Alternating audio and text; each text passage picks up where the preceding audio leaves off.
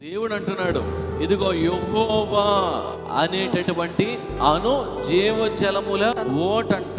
జీవజలముల ఓట అనగా అప్పుడు మనకు అర్థమవుతుంది, ఓట అంటే ఎవరు?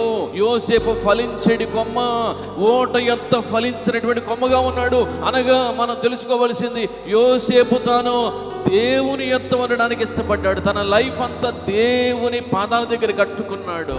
అది తన ఫలభరితమైనటువంటి జీవితానికి కారణం. ప్రియులారా, నేను అక్కడ ఇక్కడ నేను కట్టుకోను నా జీవితాన్ని. ఎక్కడ పడితే అక్కడ నేను ఎదిగిపోను, ఎక్కడ పడితే అక్కడ నేను ఎదగను, ఎక్కడ పడితే అక్కడ నేను ఉండను, నేను ఓట యొద్ద ఉంటాను అని అనుకున్నాడు యోసేపు. దేవుడు అంటున్నాడు, యెహోవా జీవజల ఓటనైనా నేను జీవజల ఓటను జీవాన్ని ఇస్తా.